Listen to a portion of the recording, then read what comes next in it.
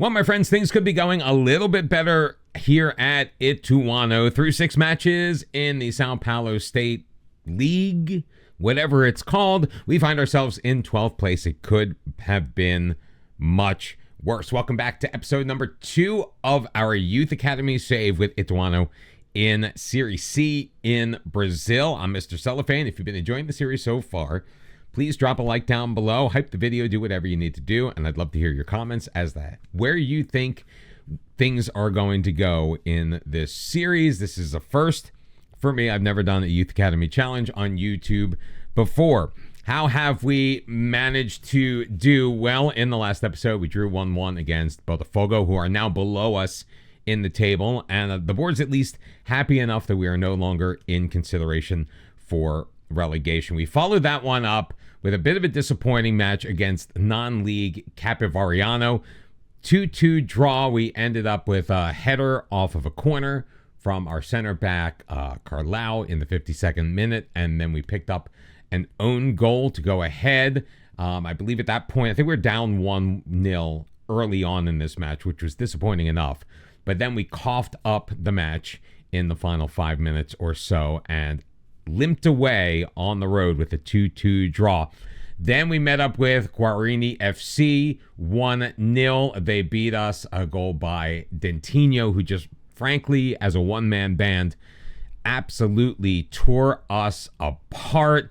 And then we followed that up with 2 matches against Serie A sides in Bragantino. We lost 2-0 on the road. 3-1 on the road to Sao Paulo. Jose Aldo managing to pick up his first goal of the season before we finally were able to take a 2-1 home victory against Série C. This isn't Italy, my friends. Série C opposition in Ponte Presta. J. Carlos picking up his second goal. Bruno Alves with a very good individual effort. We were down 1-0 in this match, and that was good enough to give us 3 points. And by virtue of goal difference and a point, we find ourselves in 12th out of 16, which will put us up against Primavera, a non-league side who did manage to beat us the last time out. Now, we have gotten a couple of players back from loan. Juan Richard, left wing back, a pretty talented kid. He's actually going to be getting the start in this match. 21 years old. He is wanted by Santa Clara, so they do. There is interest from the higher leagues. Guillermo, he hasn't been great. No one has really been great in the left back position. That's something we may need to work on. In fact, we're going to take off of the pressing fullback duty because I think they're pushing up a little bit too much and allowing the right wingers to get in behind them just that little bit. Neto Barola still with the club. We have been unsuccessful in getting rid of him, but his contract is up in just a little bit, and we got somebody else back on loan. We are trying to loan them out. They're not currently in the senior squad. Oh, Juan Richard, he's unavailable. That's right, because we did not register him because we did not know that he was coming back from loan. So where did Guillermo go? There he is, Guillermo Del Pion. You are back in the side. We'll get Marlon Jan in there. Lucas Diaz, we did loan out, our 20-year-old backup right back. We'll actually put him in for Danielle and then bring Bruno Silva in. The 37-year-old will get the start, which means that Marlon Jan goes on to the bench as we get set to, hopefully, if we are able to pull points here. Now, as I mentioned earlier, we played Primavera in the preseason. It was our first of 2 friendlies that we played. We got absolutely obliterated for nothing. Now, we were playing a completely different system at that point, so hopefully things will go a little bit better. They play a 4-3-3. We've got Pegarari, Guillermo Mancini, Carlau, and Tassio along that back line. Hopefully, they will be able to keep Primavera off of the scoreboard. It said the title decider is underway. I don't think so. I believe they're in 10th, and we are in 12th. So no title is being decided here. Now, we've been a lot better with the ball, showing, posting much better possession numbers, much better number in shots on goal. Now, we do still need to find a way to effectively close out matches. We have been falling down early in a lot of these matches, mostly on the counterattack. Now, hopefully the change we just made tactically to the left back position will help out in that situation. Aldo picking up a yellow card in the first 15 minutes of this match. That is not good because, as we have talked about ad nauseum, the center of the pitch, especially in that midfield, is not an area where we have a tremendous amount of quality depth. Now, I have been looking at our team reports, our after-action reports, you might say, after each match, and they have been noting that we have done a great job reclaiming the ball in our final third from central positions. So that's Carlau, that's Mancini, that's Silva or Daniel, whoever was playing in that position, and Jose Aldo. We just need to keep him out of trouble. And Primavera taking a ton of shots, getting a lot of opportunities, even though we are dominating the ball most of the time. And the first highlight of the match goes our way. Mateus Mancini taking his time. Carlau, Bruno Silva will play it out for Thazio. Works his way. Bruno Alves, can he get past his man? He's been good at this.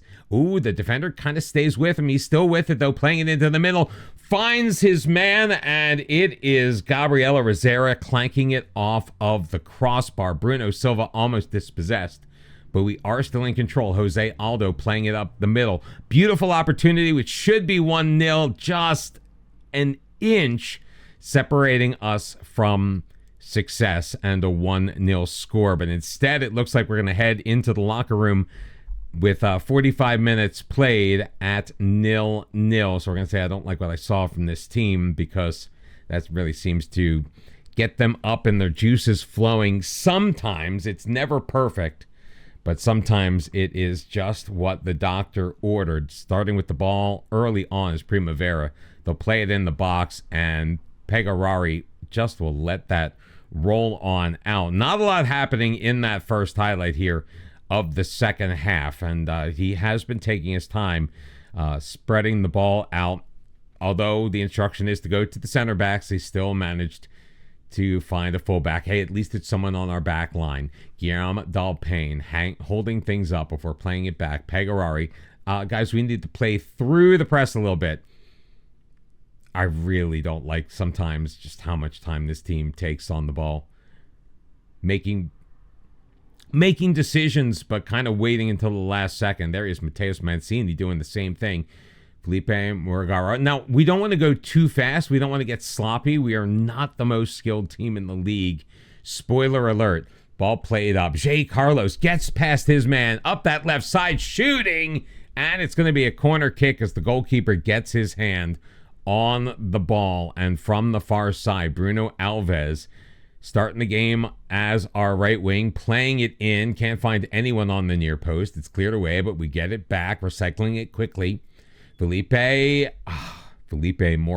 Moranga puts that over everything into the pen of trees. I noticed that on a lot of lower league stadiums. They have a nice little fenced-in area with trees because that's realistic. Football Manager, you have come so far over the years, and yet you have gone almost nowhere in certain respects. The stadiums are better, the graphics are better, but some of those weird little things still exist. They're not the same little things, but there are always weird little things in Football Manager, and I don't quite understand why they made it in the leap to Unity. Another Ituano corner. Most of the highlights we've been seeing have been going our way. We do have some tired legs on there. Mancini, unfortunately, cannot get over that ball. Jose Aldo, he is feeling a bit knackered. Who do we want to bring in? We really don't have anyone who can actually play that particular position. So we are going to throw a defender in there. Eduardo Mora, come on down. I think he's like 18 years old. Getting him some game time. Felipe Moranga, we're also going to take off. Fernandino is going to go on that left wing side. We are out shooting Primavera. We are out possessing them. We are just not outscoring Primavera.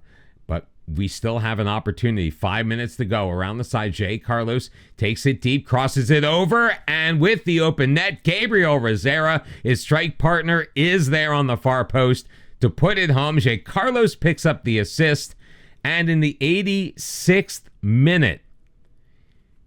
Ituano finally hitting the back of the net. Great shot by Jay Carlos. Not 100% sure what the goalkeeper was doing there. I think he was trying to stop that cross and ultimately not doing a very good job of it. 17 shots on goal. So we are firing the ball on the net.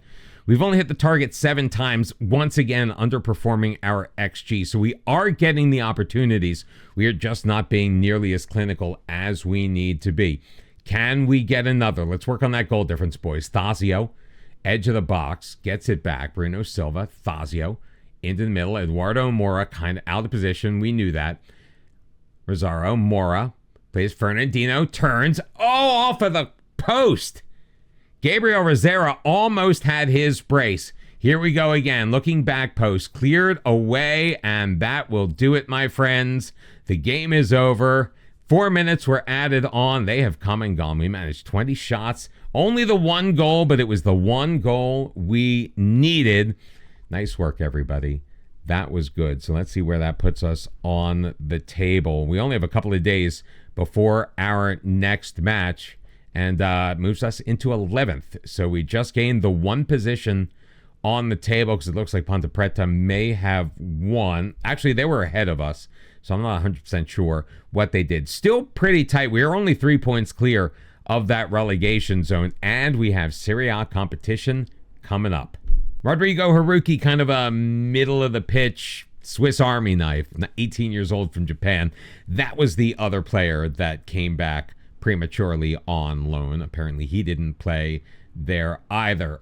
We are going to make a few adjustments to the lineup for this match against Santos. Marlon Jan's going to come in because Guilherme is just not 100% fully fit, and we want to make sure he is fully fit. We are also, you know what? He played so well in the last match. We are going to leave him in there. Bruno Silva is going to make his 2nd consecutive start. We're going to just make the 1 change to our starting line. Well, no, let's make 2. Let's get Fernandinho in as a starter on the left side. So we went from non-league opposition, and we only managed a 1-0 victory. Now we're taking on a team from Serie A or Serie A. I'm not quite sure how they pronounce it, down in Brazil, and it's going to be Pegarari, Thazio, Carlau, Mancini, once again wearing the captain's armband, and Marlon Jan as our back 4. Bruno Alves and Fernandinho on the wings with Bruno Silva and Jose Aldo in the midfield, and the strike pair of Jay Carlos and Gabriel Rosera, the goal scorer in the last match. Yeah, let's keep this run going, shall we? I don't think it's going to happen. And I've gotten away. I used to be very superstitious about skipping the pregame intro. I came to realize it doesn't make any difference. Now, one thing I am a little disappointed in, hopefully this changes when we get in the league. I actually have set kit numbers for our team. And in this competition, they just don't seem to show up. I think it's only the teams in the league ahead of us that have the opportunity to have actually custom numbers for their players and not just based on whatever position they are on the pitch. How do they number the bench players? Is it just like in order of what order they are on the bench? So does that make our backup goalkeeper number 12? These are the weird things that I think about as we go through, and a pretty even match so far. But the opposition is in control in the middle third. Frios playing it forward across. Fernandinho gets his foot in there, but Jay Carlos immediately turns it back over. Igor Vinicius cuts inside Fernandinho. Still with it, takes a shot from range, and that is highly disappointing from him. I wish that we also had bigger crowds for these matches. We are the home team, 1,740 in attendance. It honestly doesn't look like it when you actually see the crowd as we're playing the match, but I guess that's not really something that I need to be worrying too much about or complaining about. My lips are just so dry right now, and I'm not 100% sure why. But through the first 30 minutes of this match, it is very even. XG, shots on goal, shots on target, possession, almost all evenly split between the two sides. But now we get a highlight off of a dead ball play. Carlisle looking for Thacio, picked off. Guys, when we're making short passes, they actually need to be long enough to get to the guy that's only 5 feet away from you. Morelos playing it back, gets it back into the middle, drop back, Souza across, Rincon scoops it over the bar. Not that far away, or at least not nearly as far away as the last shot that we saw. So Santos really starting to take it to us just a little bit as we hit the 35th minute of this match. Marlon Jan, again, move it forward. I really have to look at the instructions. I'm not sure. I thought I had changed it to a more standard. Yeah, we just don't have the urgency. And I think this is what happens again in Football Manager as Souza is able to slot one home and Pegarari looked like an absolute rookie out there. And I've been complaining about this for a number of years now. Those times in Football Manager when you're taking on a team that are multiple levels ahead of you, where they don't make the opposition better, your team gets dumbed down to just look absolutely incompetent. And it drives me up the wall. Like right there. Pegarari should have made himself bigger, and it's 2-0 Santos. Yeah, we're down to a much lower. When did that happen? When did we go to a much lower tempo? I never did that. I absolutely never did that. I had play for set pieces. What has happened to the tactic I set up? We were more expressive. I don't know what's going on here. But we are going to proceed with those tactical changes. Not that I think it's going to make a heck of a lot of difference. And to be perfectly honest with you, I did not expect to win this match. But when we looked relatively good relative to the team that's 2 divisions ahead of us, I thought we would be a little better. Like Jay Carlos not getting to that ball. Luan Perez getting in front of him, being able to clear it. Jose Aldo, though, knocks it down, gets it back, feeds it through, but Rosera cannot get it past the goalkeeper. It is a corner opportunity that we are not going to be able to take advantage of. So we're seeing some good play from the team.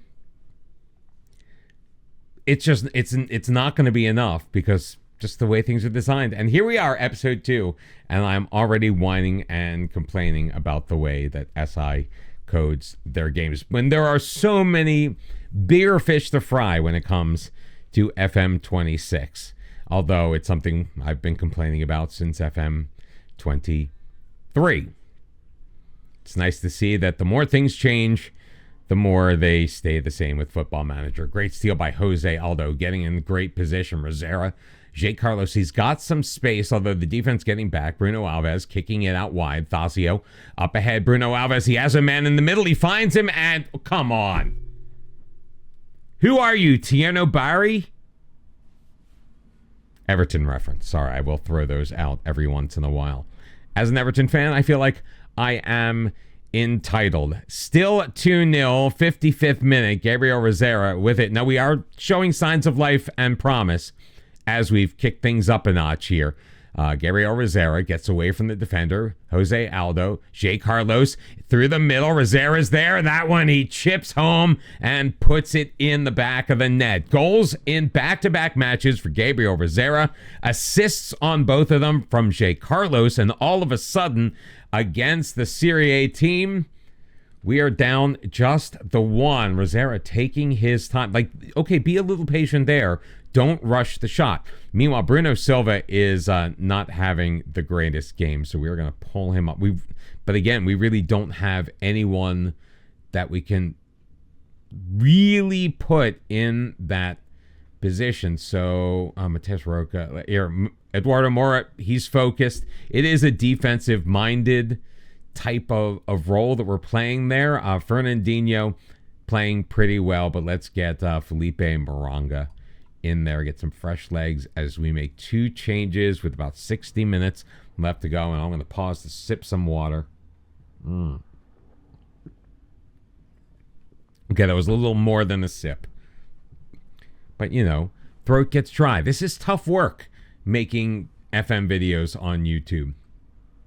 Good clearance away, but only as far as Rincon, and he came that close to rifling it into the top bins on that one. Did I use that correctly? It's so hard as an American to use some of the terminology. Like, it just doesn't sound right in this accent. Our back four, not looking great. Our front two are in really good shape, and I think we're going to turn things up a notch. Let's go attacking. I mean, what's the worst that happens? We lose a match to a team that we should be losing to anyway. If we can give ourselves an opportunity, and, for the next match, I definitely have to look at putting more central midfielders, defensive midfielders on the bench. That would certainly help. Final third throw, Anthasio getting it back from Bruno Alves, feeding Alves once again. Scott J. Carlos taken down, no call. And they're going to get us on the counterattack. Morelos in, cuts it to his right. What a save made by Pegarari. It's going to lead to a corner. They might score on the corner, but I honestly thought that it was going to be a counterattack goal against, and I was going to be highly disappointed if that had happened. We're going to lose this match. I don't foresee us coming back. We really don't have the counter capabilities that they do on the corners. Like, it still amazes me that here we are in FM26. Yeah, I'm complaining again. FM26, and when you take a corner and the ball is cleared and the defense gets it, they're able to go coast to coast. Don't always score, but they were able to get the ball all the way down. Whereas when you're on defending the corner, your counterattack just peters out and you're swarmed by like the midfield stripe. That all said, I would say it was a fairly successful game. There was a point in this match where there were like 4 shots apiece. It obviously has begun to go Santos's way. I think they have 22 shots on goal. This will be number 23 because they're going to get one off. And they scored 2. They scored 2 goals that I honestly don't think should have been scored. I think we should have had a better effort from our goalkeeper, who is on a 7.2. So maybe that's Football Manager's way of saying, yeah, we kind of hosed you on this one. We have hit full time and we have lost 2-1.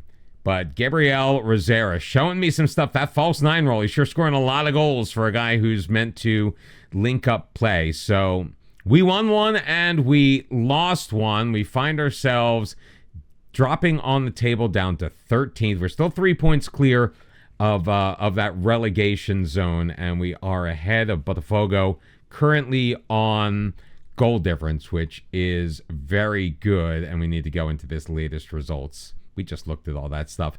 At our fixture schedule, only 4 matches remain in the Sao Paulo State, whatever it is. We're going to come back with the final match of the competition against non-league Portuguesa, and then we're going to kick off our time in Série C against AS Confiança SE. If you've enjoyed the video, make sure you hit that like button, subscribe to the channel if you haven't done so already. If the option to hype the video, I would really appreciate that. Thank you very much. Not sure what it does because I've never tried it myself, but why don't you try it out and let me know. And let me know in the comments what you think about the team, what you think we can do to improve our tactical situation. Obviously, we need to kick the tempo up a notch because we are just wasting time for no reason. We'll get to those changes next time, and I look forward to seeing you then. Until then, bye-bye.